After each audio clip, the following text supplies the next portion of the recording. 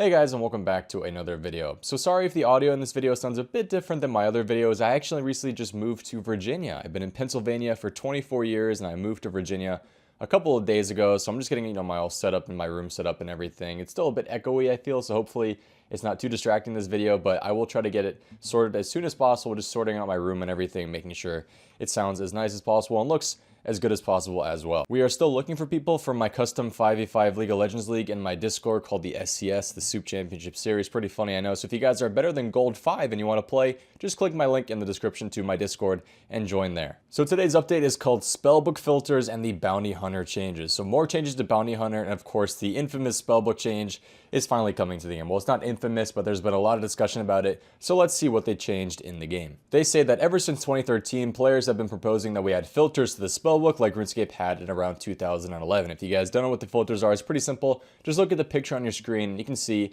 that you can filter things out by combat spells, teleport spells, or utility spells. Now this option was actually already available to mobile users on the app, and the thing is that people really liked it, so they wanted to see it come to the desktop version of the game. Well, today is the day that those filters come into the game. However, the one thing that did not pass a poll is that these spell icons do not resize when filters are applied as they do on mobile. Now, the controversial thing about the resizable spells in your spellbook is that it actually apparently passed a poll twice, I believe. Correct me if I'm wrong, but I think the ability to resize it actually passed a poll twice, but then Jagex kept rewarding the polls so that they would add another one, and then the third one finally failed. I think it was at like 74.5% or something, and it didn't pass. Many are saying that the vocal minority actually is the reason this didn't pass, simply because the PvP community didn't want it and everybody else kind of wanted it. So the fact that it didn't pass and people, say it should have since it passed the poll twice before, I guess that could be our topic of the week today. So if you guys want to just comment on that, leave a comment in the comment section below. Let me know what you guys think of the fact that you can't resize the spells in your spellbook even though it passed a poll a couple times. I mean, controversy aside, it's a pretty nifty update. You can hide your combat, teleport, and utility spells. You can show multiple at the same time. You can hide some of them, show others. You can show the spells you lack the magic level to cast. You can show spells you lack the runes to cast. So a lot of different abilities here with the filters. Again, this has actually been available on mobile for a long time now, but you can now do it on the desktop version of the game. Now, knowing RuneLite, they're probably going to add something with this as well, so let's see what they come out with in the next few months. Okay, so you PKers who are watching right now, we have some changes to the Bounty Hunter system today. The mysterious emblems have been changed. You guys now need a mysterious emblem in your inventory when you are fighting somebody in Bounty Hunter in order to get another mysterious emblem. So you can see right here, to receive a mysterious emblem by killing your target or as a drop from any player that is risking a mysterious emblem, you must have one in your inventory as well. That's kind of interesting. So you pretty much need an emblem to get another emblem now, which I find kind of interesting. I don't PK myself really in Bounty Hunter, but for you guys who do it, that seems kind of interesting actually. Another talking point right there. Mysterious emblems also now have a 7-second timer before being destroyed, and this is to prevent players from destroying them mid-combat to spite their opponents. Players may also now skip their targets if they haven't been in combat with them for 15 seconds. Players can now skip their target for free without adding them to the total target skipped if their current target is unskulled. And finally, players may now skip their target for free and without adding them to total target skipped if their current target does not have a mysterious emblem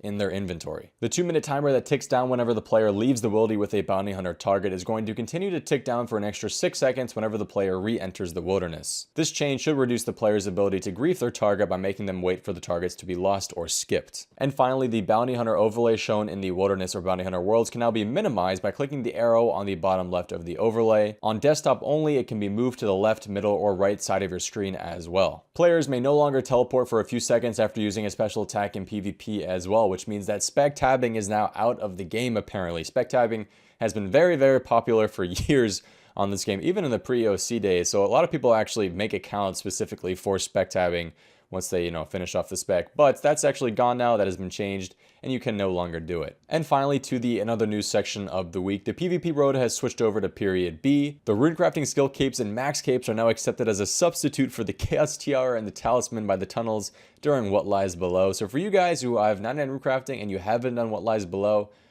what are you doing? And Brine Rats now have a chance of dropping medium clue scrolls, so clue scrolls have been added to the Brine Rats drop table. That is it for the old school RuneScape updates of the week. Let's head over to the RuneLite website and see what's new on the RuneLite client. In the 1.5.2 release of RuneLite, the stretch mode combined with the GPU plugin will now scale the UI independently of the rest of the game. The game itself is left unscaled. Again, this is an update that has been requested many times by people for the old school team, and it turns out that RuneLite once again is the winner in the competition to do this before any other client, or do this before, you know, Jagex does it themselves. So for you guys who are playing on the stretched mode combined with the GPU plugin, you can now scale the UI independently, which is super, super cool. So test it out if you guys want. This is what it looks like in the game. Again, I will leave a link to the RuneLite website and the old school RuneScape news post in the description of the video. A couple of GPU fixes as well, and a couple of smaller improvements and bug fixes, the usual, if you guys want to take a look at them right here. That is going to finish off today's video, guys. Thank you so much for watching these Thursday update videos. If you guys do enjoy these, make sure to drop a like and a comment.